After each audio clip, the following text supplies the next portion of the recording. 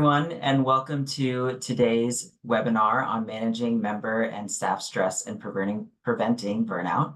My name is Bobby Tillett, and I am the Director of Member Services at the CORE Network. I'm really excited to see so many CORE staff from varying levels at their organization here for this conversation, which is one that is very important.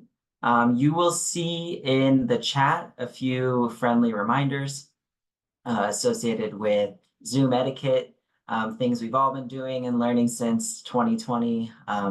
But please keep those things in mind and be respectful of our presenters today. I'm really personally excited for us to be running this session because a conversation around staff burnout is one that is especially pertinent and important to the nonprofit sector and the CORE network and CORE movement in particular. We've seen data from entities like Independent Sector, which is an association of nonprofit entities, saying that close to 50% of nonprofits tend to increase staff workload as opposed to staff capacity when it comes to demands for new services. And that can have a major impact on both the levels of stress and commitment and responsibilities that you see at the staff level. And for many of our programs that then filter down to the CORE member level as well. I'm also very honored to run the CORE Rendezvous, which is an event that we host annually in support of CORE member facing and field staff. And at that event, staff burnout is a perennial conversation that we're having year over year. And so the CORE network is invested and interested in bringing additional resources, training, and services to the CORE network to help try to chip away at what the dynamics are that are causing that staff burnout and heightened stress. So today is one of those first initial services and training that we're hoping to provide.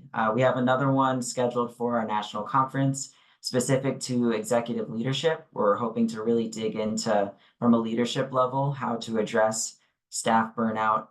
But we want to hear from you all if there are additional training or services that we can provide as well. So if in the post-event survey or in an email to one of our staff, if you have ideas of ways the CORE network can continue to support staff at COREs and help address staff burnout, we would love to hear from you and would love to try and put some of those ideas into action. So with that, I would like to turn it over to our presenter for today's session. It's going to be Betsy Preeter, who is with Do Good, Be Good, a group that many of you are probably familiar with if you're in the AmeriCorps world. They do a lot of consulting and a lot of training across all different areas of AmeriCorps. So we're really excited to have them join us, and I will pass it over to Betsy. Thank you so much. Hello to everybody. I'm really happy to be here with you all to talk about a topic that I feel is near and dear to my heart, but also just sometimes are we just too stressed to even talk about stress? So we're going to spend some time for that today. So as Bobby mentioned, I'm Betsy Preeter. I went to Do Good, Be Good. I think some of the most important things to know about me is that I'm a former AmeriCorps member. I'm a former AmeriCorps program director, and I currently work in nonprofits. I work in a nonprofit in DC, and I do education policy work. But everything Bobby was talking about at that beginning there is so relevant. It hits me very close to the heart. That's absolutely a concern in the nonprofit world. And we see an increase in work and not in capacity. So what we want to do today is really think about how to manage stress is going to happen, but how to manage that stress and burnout regardless of sort of where we are in I'm going to explain a life cycle, but just sort of where we are in our lives, right? There are different strategies and different techniques we can use depending on what's going on, and being mindful of that and just being intentional of that can make a huge difference towards managing stress and also preventing the more extreme version of that, which is burnout. So to get started, I just want to do something fun. I'm gonna do a couple fun things, but the first thing I want to do, could you put in the chat? I would love to just get to know the group a little bit better. What's the most interesting, boring thing about you? Right? So for me, I would say I really love to organize apps on my phone into folders and label them and make them color coded. And it's incredibly boring. And yet I find it fascinating. So I want to hear what's a really interesting thing about you that you think other people would find boring, but actually gives you purpose or brings you joy, or you think it's just really cool. I just want to hear a little bit before we get started.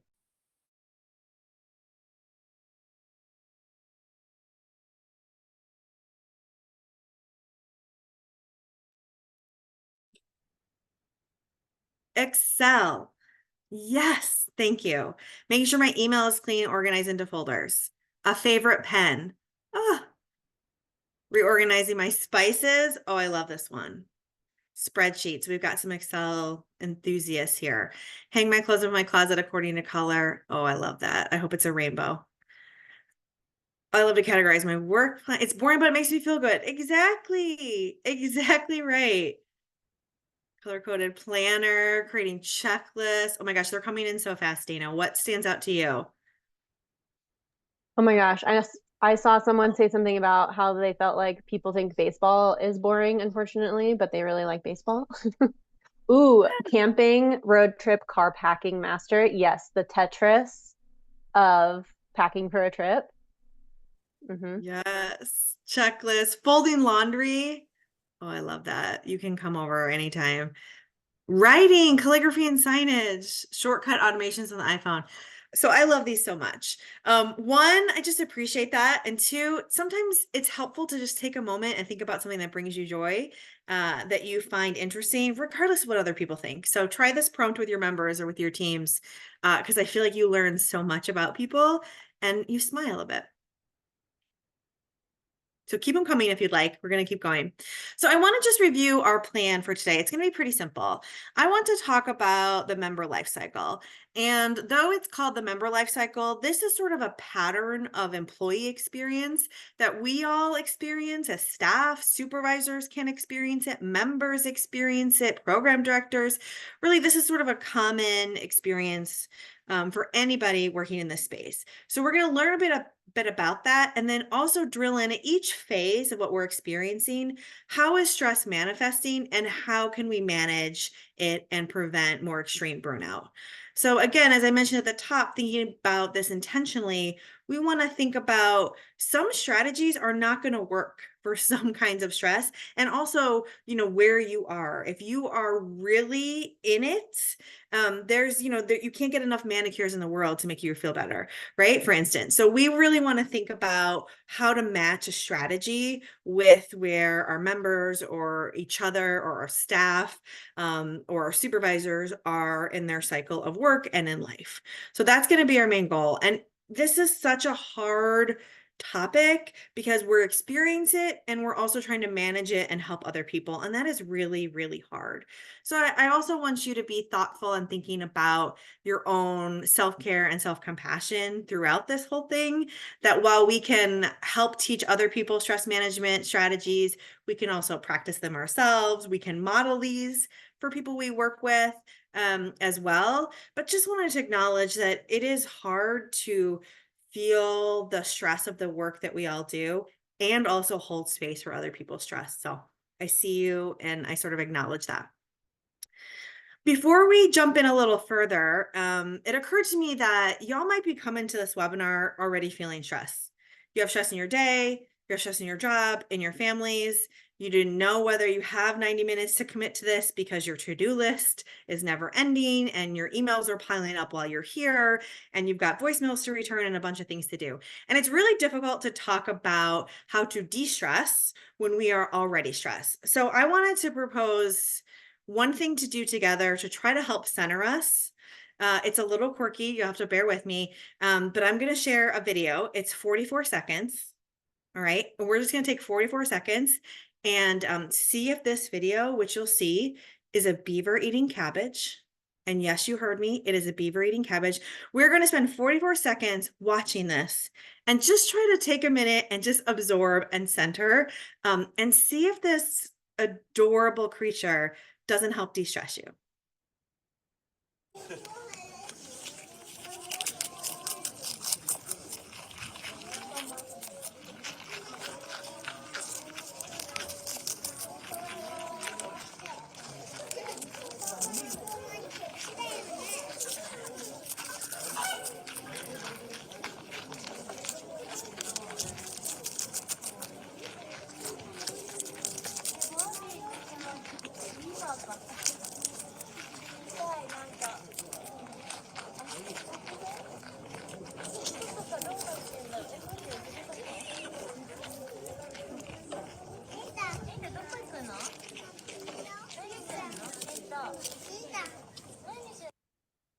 Done. Is that not literally like the cutest 44 seconds you've experienced? I mean, I was trying to scroll through to see those of y'all your camera on, and I saw some smiles. I cannot get enough of this 44 seconds, and maybe that tells you something about me, but I saw this on TikTok first, which I mean, I saw it on Instagram through TikTok because I'm in my 40s, and I think that's how we in our 40s consume TikTok is through Instagram. But I saw this and it had a lead in of like, research study shows that, this can reduce your stress. And so I clicked on it, was interesting. And it was just this beaver eating cabbage. But it made me smile, right? Maybe my stress level decreased a little bit. So thank you for joining me in that little moment. But wow, little moments of joy. That's what we need. Thank you for bearing with me. Please go and share that with everybody you know. I was just checking in the chat. Oh my gosh. So someone understands this algorithm is also showing you adorable animals eating things. The sound of it eating cabbage also made me smile. I agree. There's some like audio thing going on that is also very relaxing and adorable. So anyway, just something to get us started here because we're going to talk about some tough stuff. So let's dive in here and think about something we call the member life cycle. So there are 5 primary stages of the member life cycle. And while this is shown as an arrow, right, this is really a cyclical process for many of us. So, and it's not a linear thing either. It could be cyclical. It could go back and forth. You might be jumping around. So I acknowledge that there's limitations to how we visually presented it. But what's important to realize is that your members, your staff, your site supervisors, you are likely going through these kind of cycles in the work that we do. And so if we can understand what's going on in each of the cycles, we can better support folks, support ourselves, and find strategies that help. So the first one is the honeymoon stage. So this is, I'll sort of contextualize these from the member perspective. So if you're a new AmeriCorps member and you're in the honeymoon stage, you are idealistic, enthusiastic. You're so excited to get started in your service, right? You want to do meaningful work. You're going to eliminate poverty. You're going to save the world. Like you are feeling so high right now, right? For the first month to 2 months, you're in that honeymoon stage where things are really, really exciting, new, fresh. There might be a little bit of anxiety for starting new things, but overall, you're feeling like on top of the world. Okay. And this can also happen with our staff, right? When you start a new job, there might be some trepidation, but it's exciting. You're coming in to do some really cool work. You believe in the mission of the organization and they're doing good work and you're feeling like, I'm going to make a difference. So time goes on and members and all of us sort of come into this facing reality phase, right? And this might be just as it sounds, you really start to realize how difficult the work that we do is. And members might realize that there's a big challenge that they're facing. Saving the world isn't as easy as maybe we thought. There are limitations. There's only one of me, or there's only so much we can do as an organization. We are only so many people. We only have so much funding. And if you're a member, you might really be realizing how impactful the living stipend might be on your life. Maybe it's really clicking how you're going to stretch that money for the month. Perhaps there are, some other realities of being AmeriCorps members are really hitting home in this facing reality stage. And so the kind of stress that might be coming up there is going to look a little different than maybe that nervous excitement at the beginning. And we're going to talk about stress at each of these stages too. But you're in the facing reality after the first couple of months.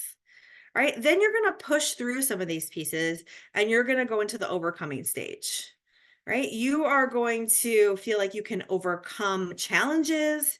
You're going to have sort of push through something that was in your way. You're feeling some pride that you are able to overcome something. You managed to figure out your monthly budget and you can live on that living stipend now. You know how to do it. You push through, trying to recruit some volunteers for an event and something went really successful. You had a challenge with a site supervisor and you were able to figure something out to work more successfully together. So there's this stage that we all experience where we're overcoming and we're feeling a lot of pride in that moment. Then we're moving on to accomplishment, right? And this is something that we are finally seeing fruits of our labor. Okay, we are realizing that we have an impact. Maybe, we have done something that we can see has made a difference. We are getting acknowledgement from other people for that impact that we're making. We are feeling a lot of pride. We also maybe are realizing how quickly time seems to go, and how we are getting close to the end of the service potentially, or we're getting close to the end of a project, and you realize how fast things have felt. But you're feeling really proud. You're seeing what you can actually get accomplished in this role. And then often we experience this ending phase called exit fever. And this is like a senioritis, for an equivalent.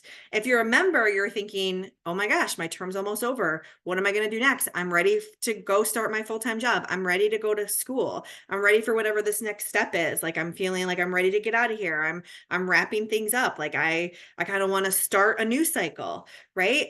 Somewhere else. And so it can be difficult to stay focused and push through. And a lot of us can experience that. And this cycle can happen to us within a project. We start a project, we get to the end, we're really ready to start on that new project. And that can be hard sometimes to do balance both, sort of really honor what we're trying to close and also be excited about starting something new.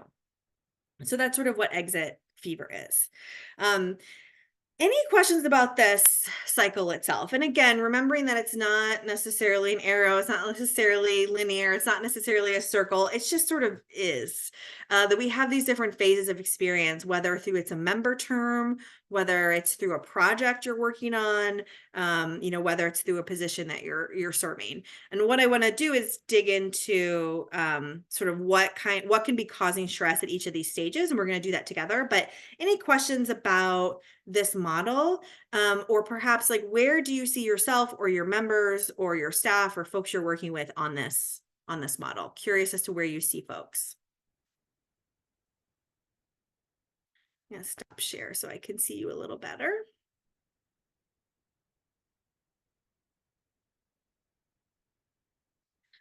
Great question. Couldn't exit fever also be anxiety about not feeling ready to move on to the next step? Absolutely. Right? That doesn't have to be complete excitement and readiness. That can be some intense anxiety about, what am I doing next? Why haven't I figured it out yet? I don't know what's coming and my term's almost over, or, a number of things. So absolutely, there's some anxiety built in there. Thank you. Any other questions, or perhaps where are your members right now? Or where are your staff? Where are your people?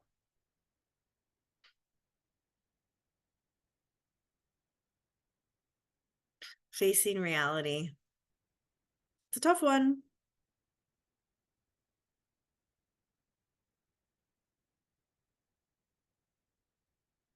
Overcoming an accomplishment, honeymoon and exit fever. Okay, so someone has like both extremes here.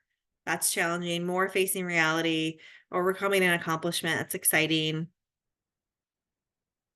Facing reality. So a bit of the whole continuum for this group. Back and forth. So thank you for bringing that up, Quinn, is that there is going to be back and forth, right? Again, not a linear process. So you're going to face reality, you're going to overcome, and then you're back. You've accomplishment, and all of a sudden you're back at facing reality again, right? As something new comes up. So there's going to be a lot of movement between all of them.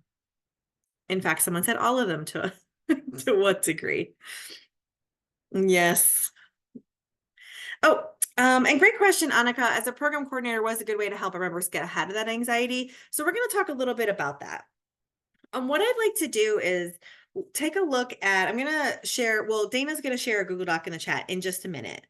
And I want to talk about like where our members might be experiencing stress in each of these stages. Okay, because there can be different sources of stress depending on where you are, right? You might have a different source of stress at the beginning of a project or beginning of your term that you're going to have, you know, when you're overcoming reality or when you're facing accomplishment. Because even in those moments of really exciting accomplishment, there could be some sources of stress. So what I want to do together is identify sources of stress and anxiety during each of those phases. What might be causing burnout in honeymoon stage? Believe it or not. What is causing burnout and accomplishment? What could be causing stress in the facing reality stage? I want to sort of think through some of those stressors by stage. And then we're going to talk about strategies to address those stressors depending on what stage they're in, right? Because the whole goal is for us to develop something intentional and be mindful of where folks are and what works in those particular stages. And then I have some thoughts, something to propose to all of you where what things I think might work best in those stages. But first, we're going to do this grid together. So here's what's going to happen. Dana's going to put a link in the chat. It's going to take you to a Google Doc, and it is going to be chaotic. I say this every time we do this exercise of sorts, and we are just going to embrace the chaos that this exercise provides. Okay. Like we will channel the beaver chomping on his cabbage, and we will be okay with the chaos of this Google Doc because like 60 some people in a Google Doc is a lot. What I'd like you to do is I'm going to give you about 5 minutes to sort of brainstorm, ideate silently with yourselves, and fill out each column. What might be causing stress or burnout during each of those phases, given what we just talked about? Honeymoon, facing reality, overcoming, accomplishment, and exit fever. What's going on in members' lives, in your site supervisors' lives, in your life that you know can cause stress? And I see people are already there. Great. So you're going to just grab an empty box. You're going to type in it. If someone's already typing in that, move on. We're going to get through it and embrace the chaos that inevitably comes with this, but we're going to get a really rich document as a result. So people already started. I'm going to stop talking to give you some like time to think. I'll also contribute. I'll set a timer, and then we're going to see what we come up with. Let's try to get some things in each of the columns. And if you have questions, pop them in the chat.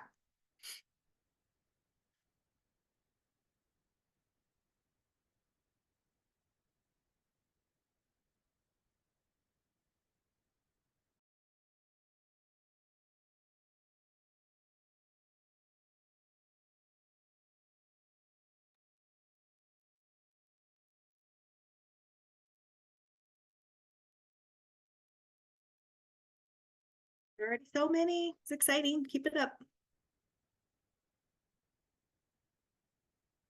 I would encourage you to try to read what others have written. That might make you think of something else to add. So take a little time to read and contribute as you work through the doc.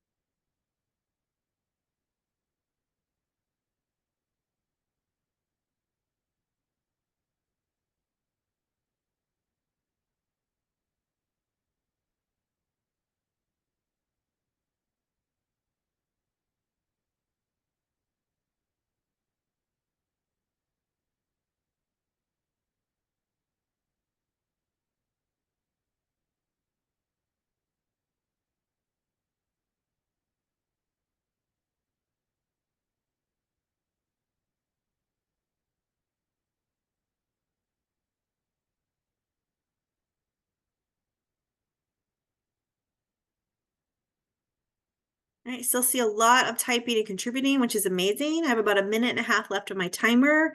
Let's continue to add as much as we can. And please know you will get this doc afterwards as well. So I can help you in your own planning. But keep it up. These are amazing, amazing contributions.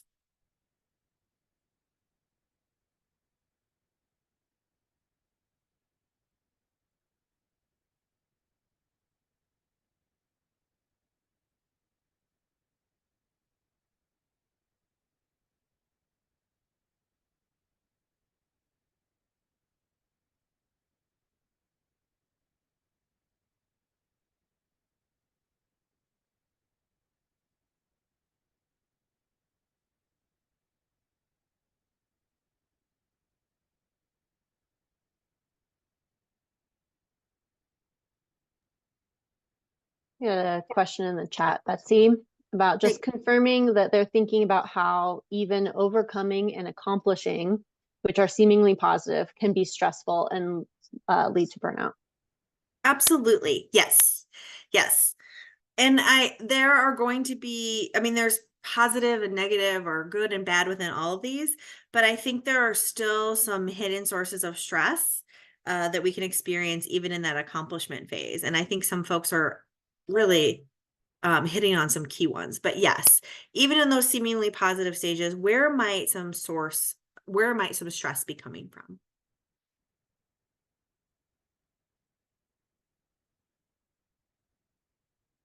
All right, my timer has gone off. I'm going to give you like 20 seconds. I see a few anonymous animals writing some brilliant. So finish writing. And if you've already finished and you sort of shared your ideas, I hope you get it, like scroll through a bit. Try to take a minute to read some things from each column. Is this resonating with you? Does this make a lot of sense? Oh my gosh, yes, I'm seeing that all the time. I hadn't thought about this. Like, that's a really good point. That's probably something that's happening. So I'm going to give you like another minute, like read through and get a sense for what we came up with.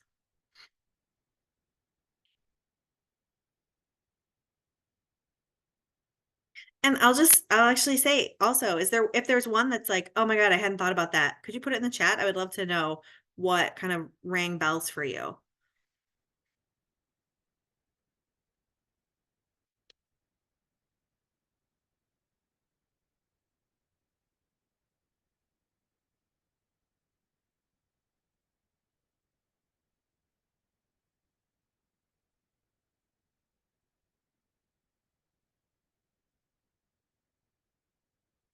I'll read out a few before we move on. I mean, so many of these are just like really, really thoughtful. But in the honeymoon stage, life changes, moving, right? I think a lot of folks might be in an area where they don't know anyone, they're away from home, there's homesickness, they're adjusting. Maybe this is the first quote unquote job they've had. I know it's not a job, but you know what I mean, quote unquote job they've had.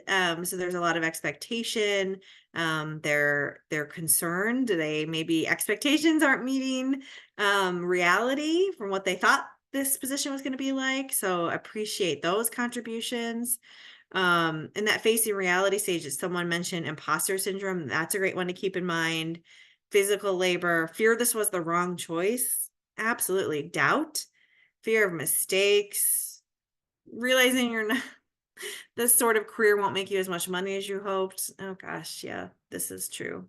Outdoor life is tough at times. So some reality of your actual physical environment might really be sinking in at this point. Absolutely. That is going to be a cause of stress. Oh my gosh, there's so many good ones here.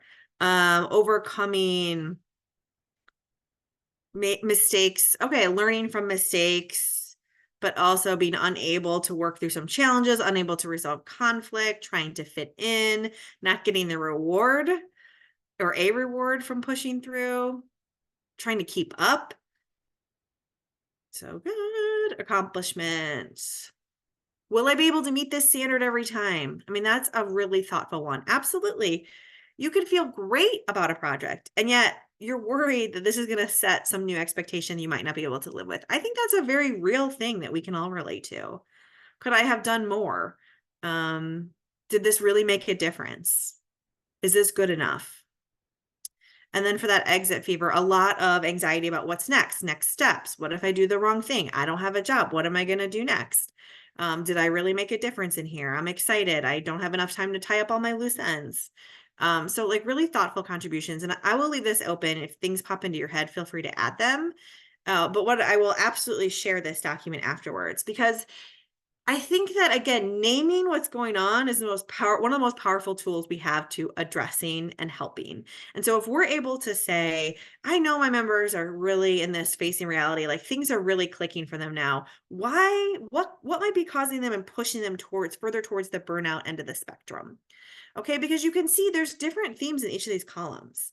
And that doesn't mean there's not overlap, of course there is, but there are clear themes that connect with each of the phases of the life cycle. And that's what I suggest you pay a lot of attention to. Depending on what's going on, what might be the sources of stress? If we can identify those sources, then we can craft and tailor and think about solutions and strategies that will actually help.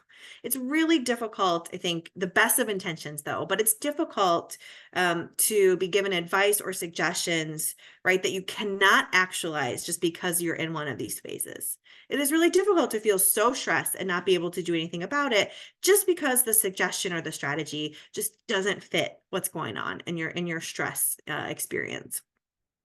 Okay, I'm going to close that, but also just leave it open for y'all so that you can continue to add to it. Okay, I'm going to bring up my slides again. And what I want to do, I also want to hear from you all based on this, because obviously you all know what you're doing. I want to suggest some things to think about for each stage that might be helpful strategies to manage stress, to decrease stress, and then to prevent eventual burnout. So I want to walk through each of them. I have some to share to see what you think. And then I would love to hear other ideas from y'all, and you can do the chat. I think that might be the easiest thing with this big of a group. But that's sort of how I want to spend the next block of our time. So let's start with honeymoon stage, okay? This, I feel like the biggest thing I would suggest is thinking about, it's all about preparation, planning for later. This is a great time to have your members think about how they're going to plan for their stress, right? And this might be something like creating a self-care kit. I don't know if anyone has done this. I love doing this with teams where when things aren't stressful, you spend some time putting together a list of the 5 YouTube videos that make you laugh. Obviously, beaver eating cabbage would be on my list. You put together 5 songs that make you feel good. You write out 5 people I can text if I need a pick me up. 5 TV shows that like I laugh until I cry. 3 memes, that I can't get enough of. Sort of creating that list, what I call a self-care kit. Put it on a Google Doc, write it in a journal. Like this is a great time now to plan for that eventual stress because you're not feeling that anxiety. So planning and preparation. I love recommending a self-care kit. Feel like it's so incredibly helpful. And when you're in the peak of burnout or stress, like you do not want to do it and you can't even think of it. But if you have it to go back to, it's great. This also might be a time to help think about boundaries, right? Like how do you establish a boundary? What are appropriate boundaries to establish? This is a good time to talk about it so they can recognize when it happens and actually practice it in real time. So this could be a good opportunity to help them think through what are, what things that AmeriCorps members should be doing and shouldn't be doing, right? I feel like that was always a challenge when I was a program director, is some of the stress that members were feeling was like, I've been asked to do this. I don't think that's part of my position description, but I really want to help and people are asking me, right? So that kind of thing, talking about it at the beginning when they're not in that position to say, here's how you might draw a boundary. Here's some language you might be able to give to a supervisor. Here are some resources. You can come to me. You can talk to this person so that they're ready. They're ready to deal with the stress. I also think this is a good time to find and seek out, or at least start to think about a mentor. Right? Line up peer support, mentors, supervisor support, coaching support now. Are there other members you can talk to that you think, you relate to, that you have some connection with? Is there someone in the community where you're serving that might be a good just point person for you to, connect with now so that you can always reach out to them if you need it? So identifying some mentors or coaches or peer support at this stage while you're planning and you're in the honeymoon stage and you're not as stressed as you might be, I think is really gonna help once it becomes a little more intense. Okay, so this is sort of as a summary. This is kind of what I really recommend thinking about during that initial phase is all about planning and preparation. This is a good time to do these things. Having said that, there's a lot else. So I would love to hear from folks. If you look at the chart, look at the column of the sources of stress we identify, like what comes up for you? What else could we do to help mitigate de-stress in the honeymoon phase? That is not included here in my list. Would love to get a few more ideas.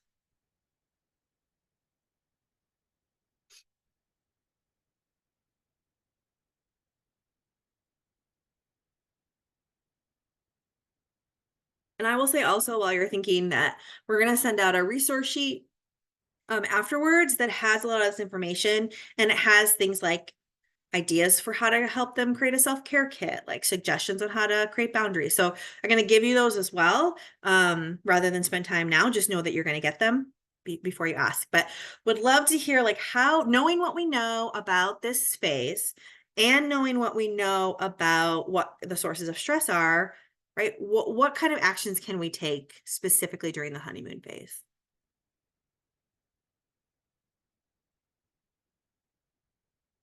Okay. All right. I'm seeing some things in the chat. Build in a pressure valve during the first couple weeks, 2-minute dance party. I love this concept of a pressure valve. First of all, that's such a good visual. I'm a visual person. Yes, build that in now, right? Like help identify those things that are going to help. It is so hard to think of things when you're feeling stressed that will help, right? Your brain does not work that way. So now is the time to do it and practice it and get used to it. Love that suggestion. Provide resources for moving, signing up for SNAP. Yes, this is the time to talk about the reality that they will be facing soon, right? Budgets are going to be tight. Have you applied for SNAP benefits? Like now is the time to really be talking about it, be getting those resources to them because they're in a space to receive it. And also it's just practical that they can get these things lined up quickly. So absolutely. Create space for members to share what's going well and what's challenging with one another. I love this. This could look so different. And there's so many options for this, right? Like, do you have a Slack channel where they can all talk to each other? Or is it a Facebook group? Or I don't know. Like, again, I don't know what people use. Some sort of space. It could be a virtual space, right? It could be a digital space. Does everybody have a buddy?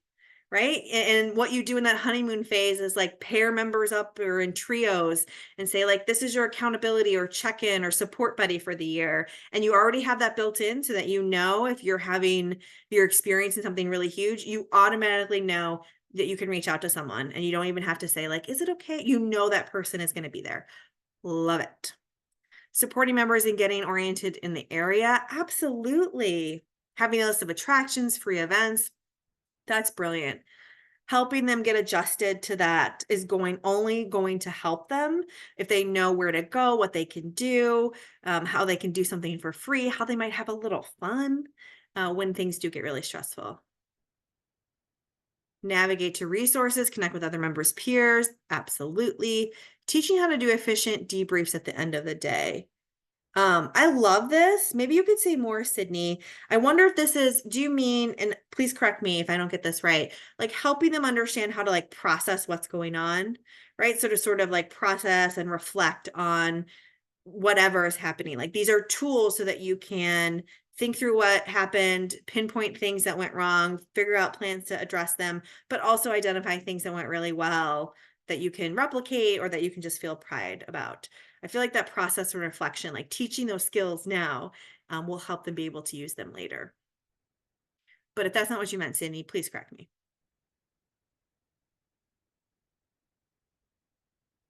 Okay, these are great. There's some way we can download the chat. Is that right, Dana? Or figure out something to capture some of these too. Okay. Okay, because these are great, great, great suggestions and I can add them and share them out. Okay, so that's the honeymoon phase. I feel like we've covered that pretty well. The next phase is the facing reality phase. So this is, as we talked about at the beginning, things are really starting to become real. Maybe the living stipend is getting really difficult to live on. You're realizing that there's a lot to do and not a lot of people to do it, or you're realizing like the enormity of the problems that you all work on, right? These are some really intense, complicated, complex things. So that's, again, reminder as the phase. And we talked about a lot of different stressors that might come in that. So I think the biggest focus I suggest for this phase is helping members seek out connection. So perhaps they've done a little bit of at the beginning in the honeymoon stage of, who might be a good mentor, or I have a buddy now. This is the time to really double down on that, right? Who can you find in your community that could be a mentor? What kind of connections can I have with my fellow AmeriCorps members? Am I interested in finding a faith-based community that will help me? I need to join a community recreational team or play basketball or whatever it is. How can I seek out connection that will build sort of resilience and also help so much with feeling alone? So absolutely helping them seek out connection is important in this stage. I think this is the real time to talk about mentorship, right? Because saying mentorship is one thing. Assuming people know how to do that, I think is something else. So I think what you can do, or what we can all do to help coach people figure out, like, what do I even want in a mentor? What is a mentor supposed to be doing? What makes a good mentor, right? Like helping them with some of these questions so they can identify the right person, I think could be a real gift. So spending time talking about what is mentorship, what can it look like? Is this the right person for me given my goals? Like really spending some time figuring out how to make connections, how those connections can help them, and how to make the right kind of connections. That's my overall biggest advice for this stage. That will help. And again, I should have said at the beginning, these like big picture headlines, like this is sort of brain research on what helps de-stress folks. All right. So the that self-care or planning for self-care, making those plans, being prepared, like practicing the skills, and then here seeking connection, trying to connect with others. There's other things though that I would suggest during this stage. Is this a good time to do check-ins and offer that kind of support, right? To have intentional, planned out times to touch base. Is this the right time to do site visits? Sometimes I found the best time to do site visits was during a facing reality phase when things get tough, because they can talk about it, they can see you, they can have that connection to you, they can get advice and thoughts, and they can get some affirmation as well. So I would encourage you to think about how you can offer that kind of planned, intentional, scheduled support. I also think this is a time you might want to think about really encouraging the fun social outings.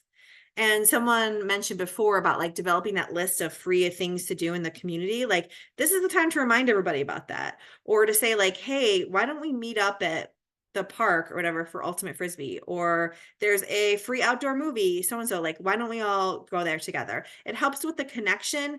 But again, like being a little social, stepping away from work will help give them some perspective as well. So I suggest also some fun in this phase. Really has a bigger impact. Fun is always good. I always support fun in any phase, but I think in here it has the biggest impact on stress levels. Okay, thoughts from you all. Thinking about what we know about facing reality, and then thinking about all those sources of stress that we queue up with in that column in the Google Doc.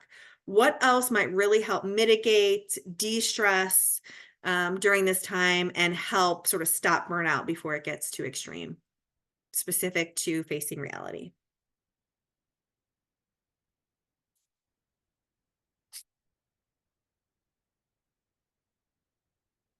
Okay. Site visits with treats. Yes, please. Yes, please. Treats with everything. Great idea. I love that though. Laura says, I love the idea of intentionally teaching about mentorship and how to find a member. Yes. So I do have a resource that I'm going to include in the follow-up, Laura. It's a great article. I think it's just called How to Choose a Mentor, but there's a great resource that we're going to share that you can share with your members. I have found this so much working with young people. We talk about like the power of mentorship, but folks don't know to do it, right? And I think there can be some lessons we can really teach about what is mentorship, what does it look like, how can you find someone, how do you know if it's a good person for you or not? I think we sometimes assume people have those skills when they don't. So I will share that, but yes, great. Google Drive that has a list of resources our members can access, wonderful. Having something there they can all access, download, get ideas. Pen pal program with other members at other sites. Ooh, I love this idea. That is fun. That is fun, and it helps with the connection piece, right? And it also helps be more social, which we know are big things that help during this phase.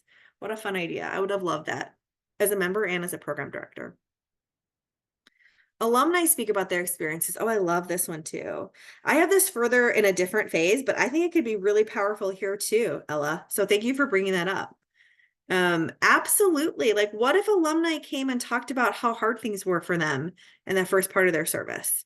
What if they came in and talked about like how they figured out how to live away from home or live on the living stipend, or what they did when they faced hardships? There could be some powerful support and connection here with alumni. So I love that. This is important for crews that are at remote work sites and not much around for off time. Absolutely. This is great. Leslie, thank you for sharing that. That is very true.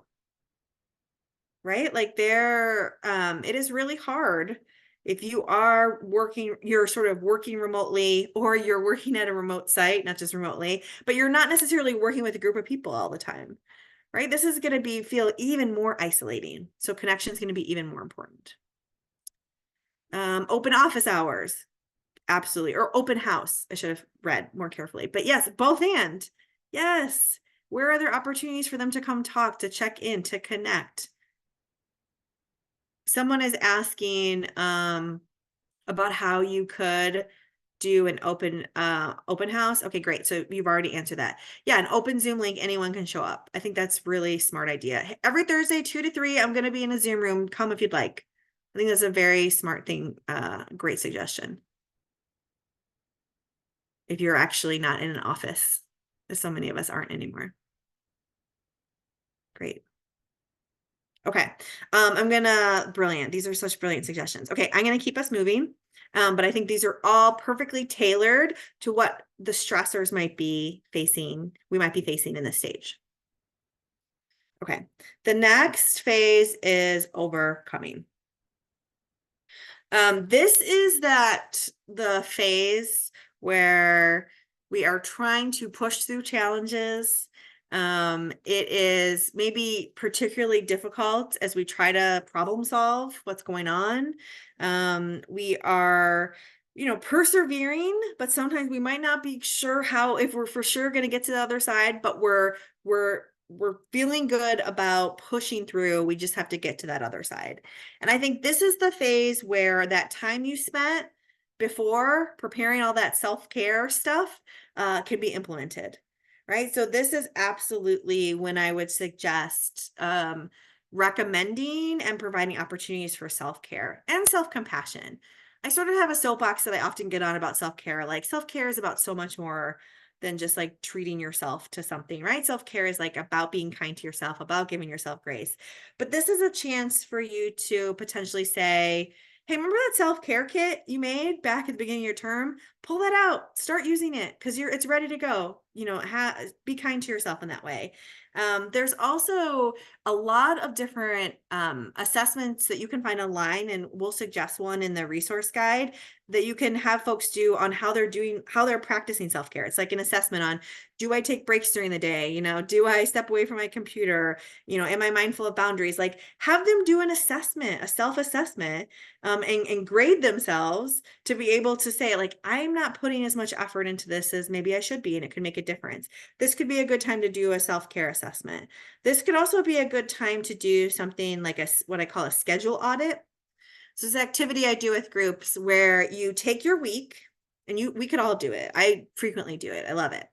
You take your week and you sort of block it off into chunks of time. Like, Monday morning's my staff meeting. Monday afternoon, I usually do this. Tuesdays, I'm doing this. You sort of block out a week, and then you sort of look through and you audit it and give it a rating from 1 to 10.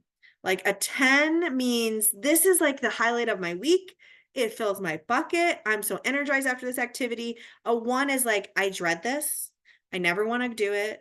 I put it off as much as possible. It is so draining, right? And then there's a whole range in between 1 and 10. But giving yourself a week to look at your typical week calendar schedule, do that audit. Like, where are like, how can you make more 10s happen? And how can you reduce the 1s?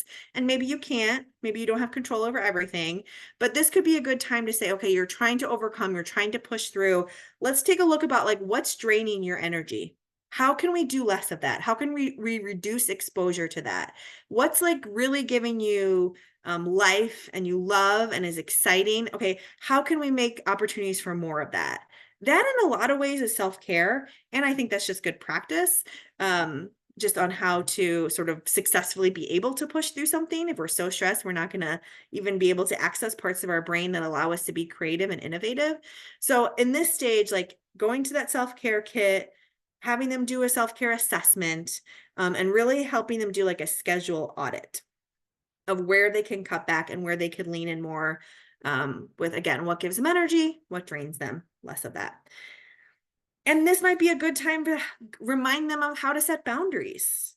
Go back to like, this is the chance where let's say, for instance, they're struggling. Their biggest stressor right now is like the money thing is really hitting in and they're trying to figure out how to stretch their budget to the end of the month. And they're trying to figure this out.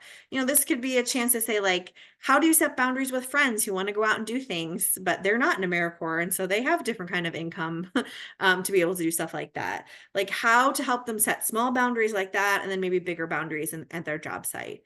So this is a time to go back to that boundary conversation. Absolutely. Is there an opportunity for them to say no to working on weekends if it makes sense, depending on their site and their work, right? This is a time to go back to those conversations and to help them practice setting boundaries. Okay, what else? What else at this stage? This is overcoming. We know what is going on during this time. We also created an amazing list of the sources of stress. How do we design strategies and supports to mitigate stress at this particular stage?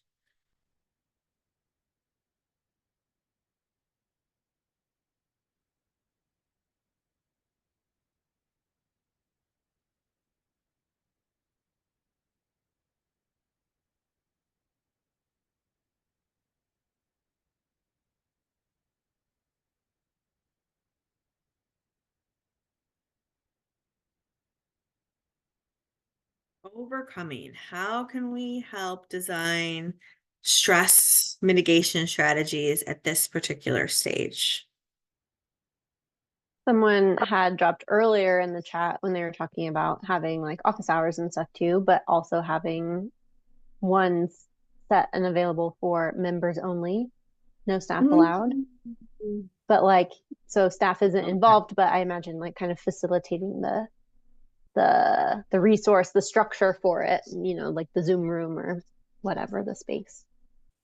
I love that. I think that's a truly powerful thing you could do is give them space to be together, where they can talk freely and openly and vent and whatever. So brilliant, brilliant idea. Oh, I see someone said providing resources for cheap gear, share, swap events.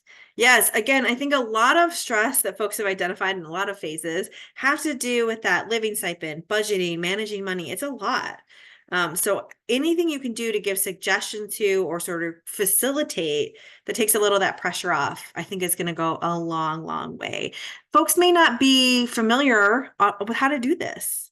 They may not know, right, how to make this work. That may not be in their, have had life experience to lead them to that point. They may not have been necessarily taught a lot about financial planning. This might be so new to them. And maybe they thought they could do it in that interview process. And then when the reality set in, they struggled a lot more. So how can we support with that? Okay, what about giving info to host sites about what members are dealing with? They may not realize the pressures involved for members. Oh, so good. Yes. right? Question our assumptions. Are we assuming that host sites understand all of this? Of course, everybody doesn't understand everything, right? Like they've got a lot going on too. Like how can you help host sites, right? Learn this, provide that support. Can you give them a little mini, like, here's the member life cycle. Where's your member? And here's how to might support them, and give them those suggestions. Absolutely involve the host sites. Thank you for raising that. What a good idea. Have fun sessions as crews to read each other's resumes and cover letters, amp each other up. Oh, that's beautiful and also super useful. Yeah, how do you like get some peer feedback in there? Help each other feel good, give each other advice, just encouragement.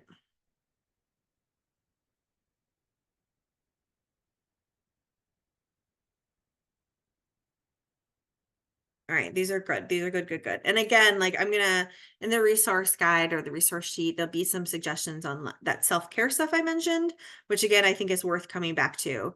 I want to challenge sort of that basic level of what self-care is and also help people practice it. It's like skill, it's a muscle.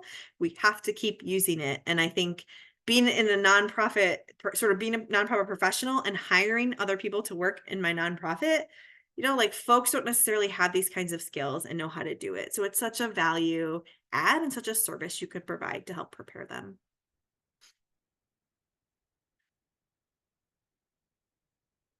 Right.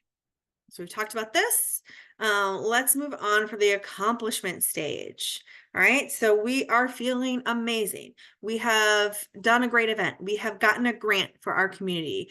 We have recruited 1 million volunteers. We have had a great community summit, whatever it is, right? It's a project, or it's an initiative or something, a program we've been working on. There's a great sense of accomplishment here. And that can cause some stress as well, right? And we saw in the Google Doc that we developed, like there can be some hidden sources of stress, even within the accomplishment phase that maybe don't immediately come to mind. And that can be things like, is this good enough? Like, am I going to be able to replicate this? Did this really make a difference? So there's still a lot of stress here. I think one of the best things we can do to help mitigate that is some celebration and affirmation. Right? This is a good stage to focus on. How do we acknowledge? How do we celebrate the accomplishment? Is that, shout outs on your Zoom calls? Is that a little, postcard you send in the mail?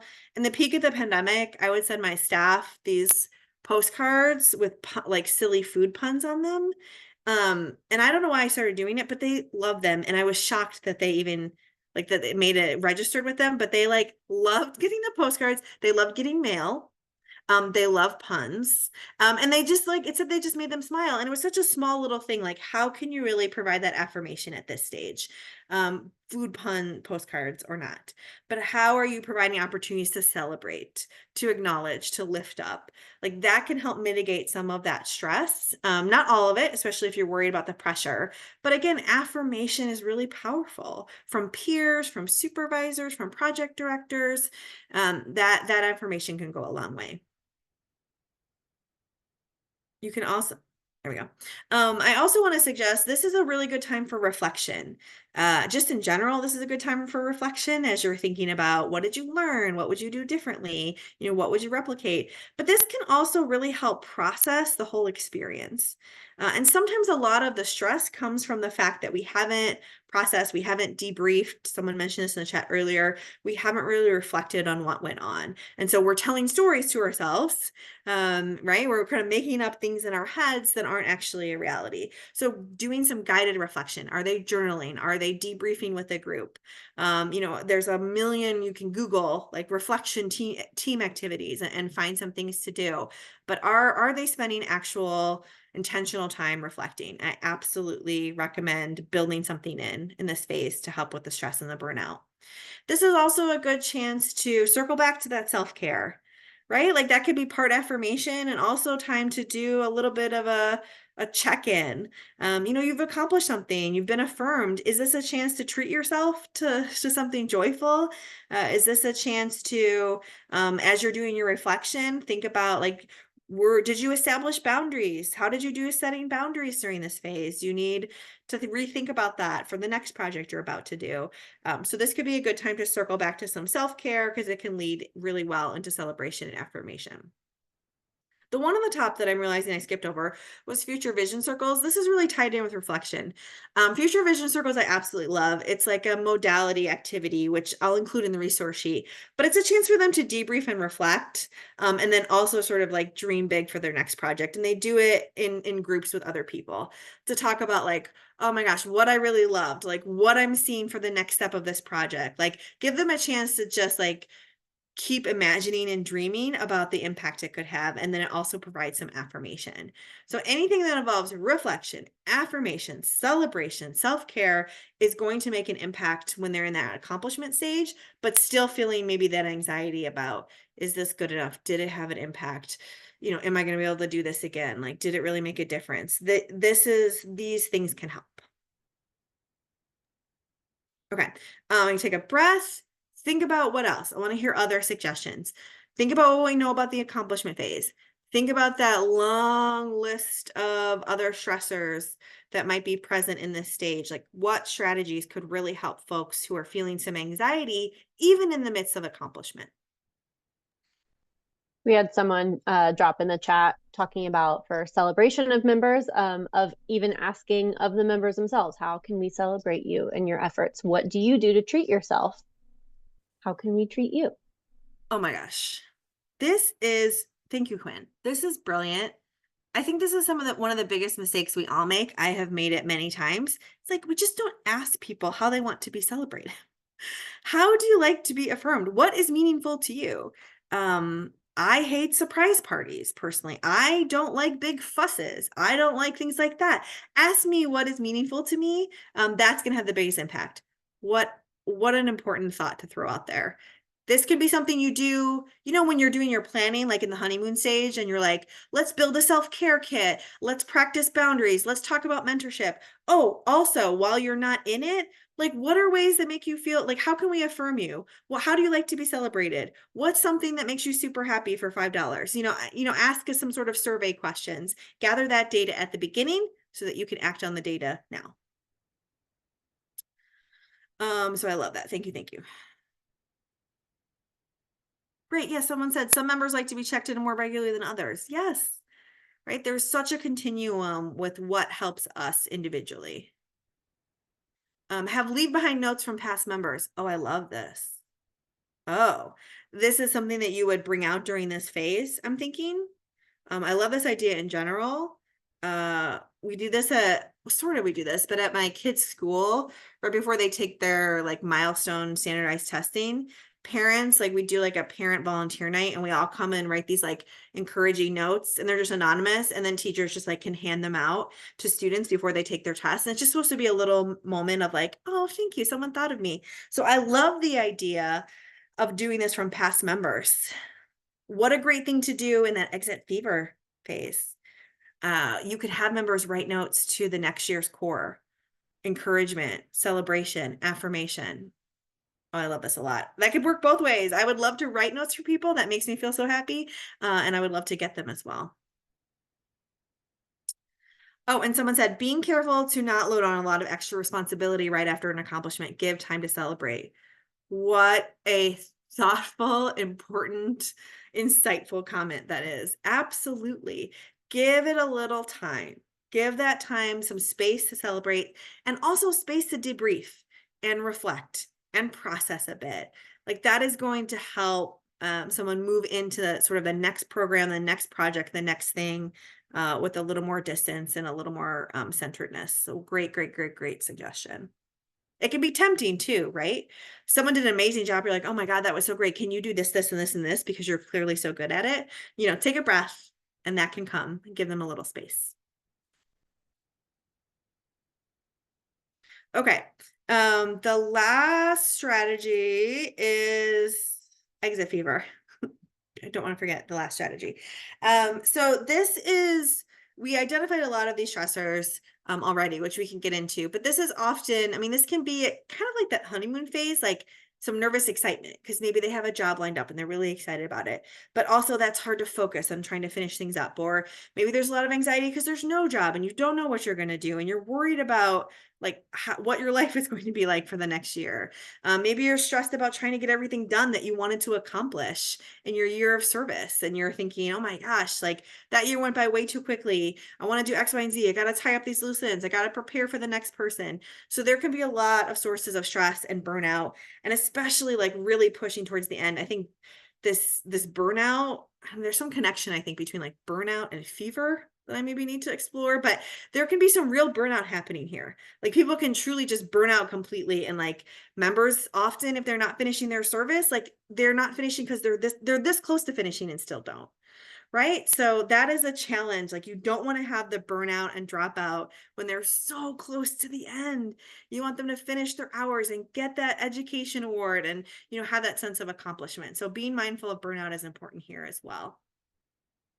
My strategies here, I think this picture I was trying to reflect more reflection. This is another chance to build in like reflection on their year of service, some bigger picture reflection, not just on like an individual accomplishment, but like how they've grown.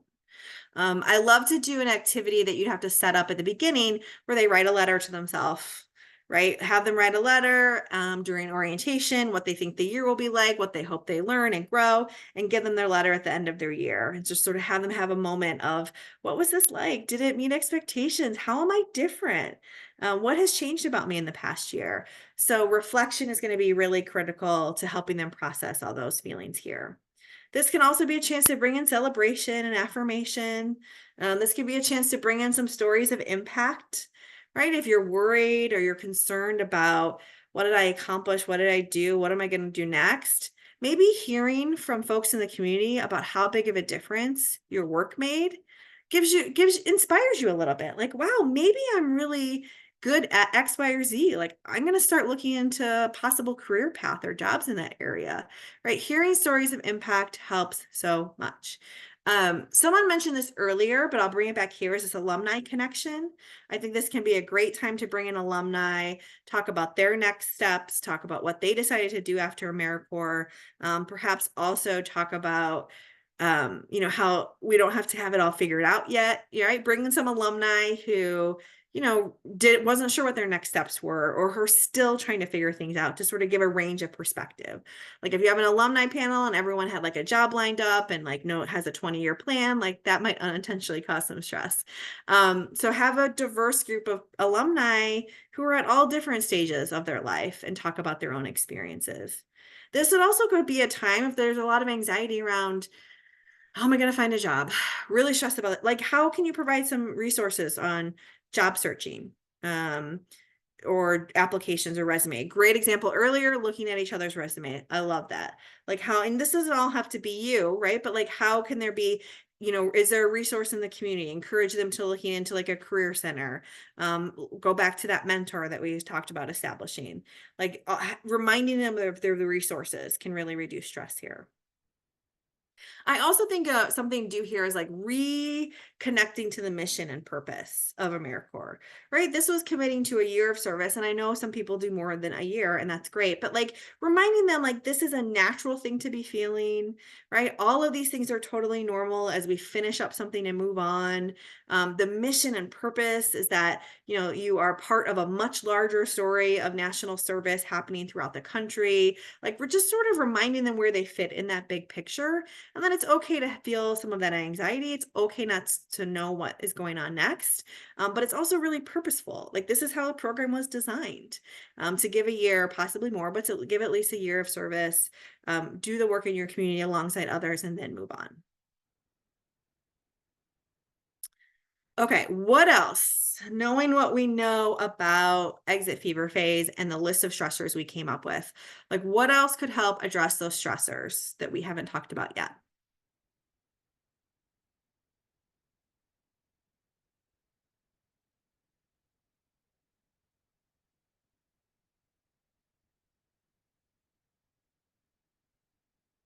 All right.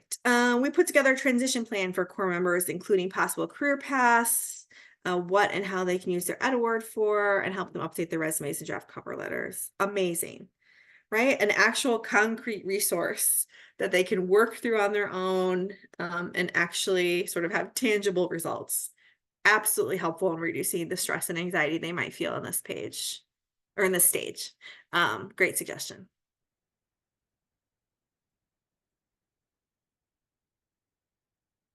Take a look at that Google Doc. Where are other sources of stressors during this time? And how might we develop some strategies to address those?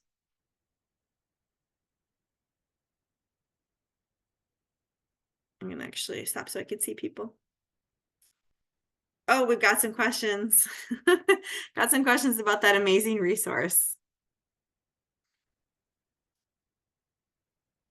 I'm also going to bring up the Google Doc.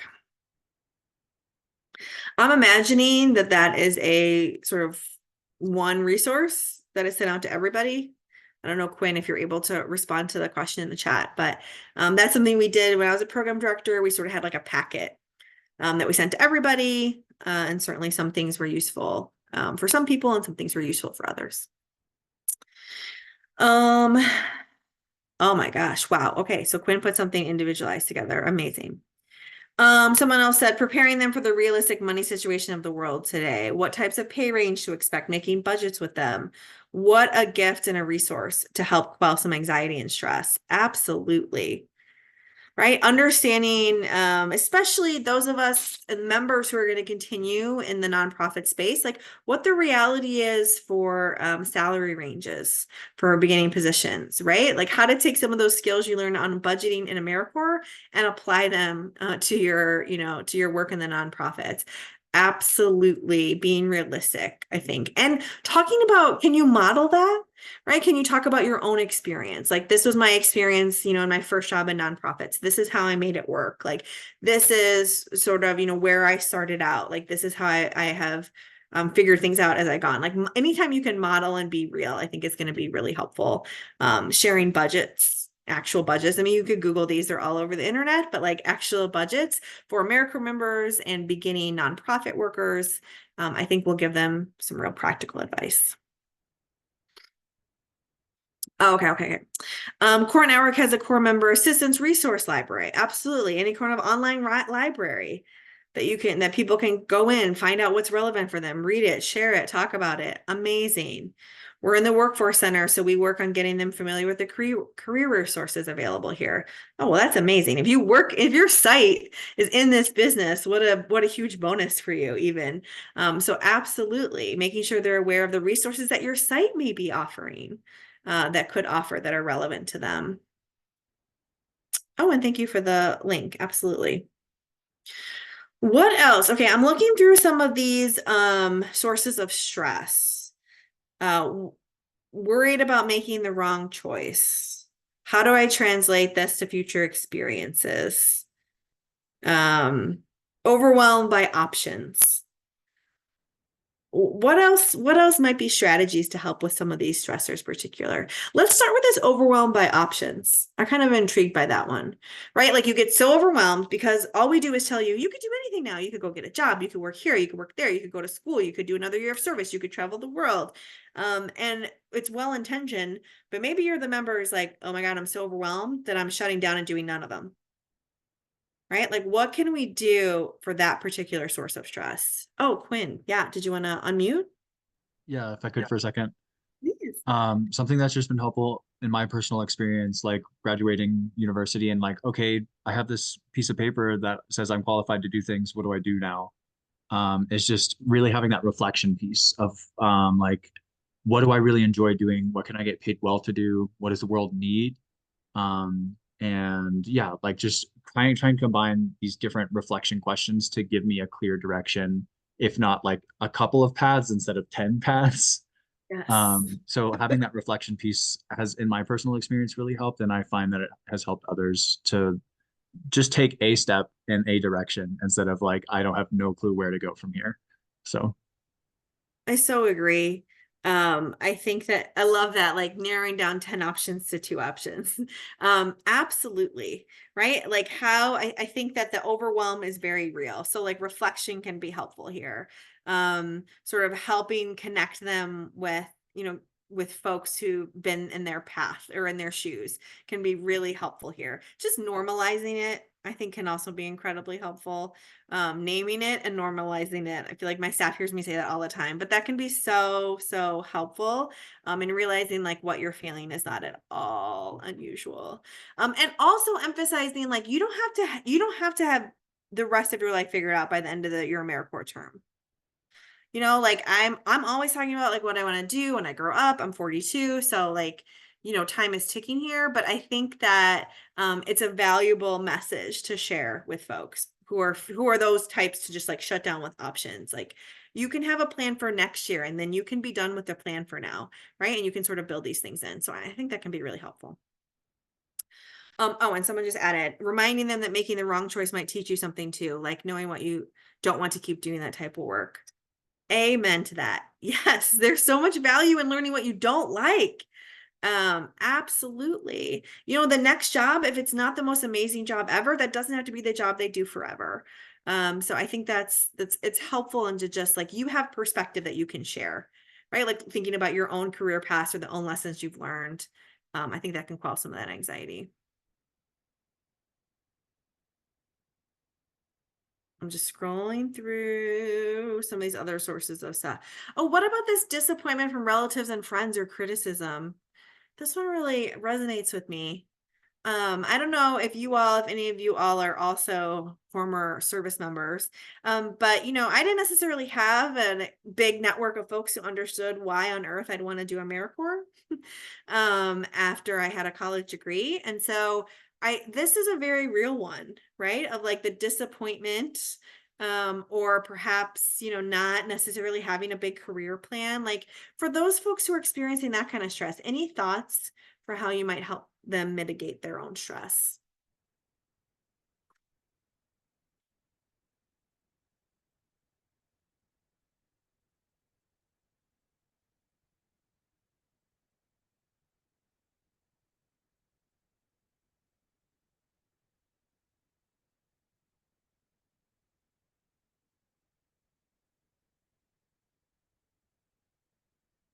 For me, what helped was connection. Like people who have been there, like I still feel that to this day, like the people who actually understand exactly what it's like. Oh yes, connection, jinx. That not feeling alone in my choices makes a world of difference. And I can handle disappointment because I know I'm not the only one out there disappointing family or doing something other people wouldn't do. Like that solidarity, like, whew, that makes such a big difference. All right. Anything else? I'll give like another 30 seconds. If you're looking at this column, if you're still in that doc, any other sources of stress in that exit fever that we could mitigate?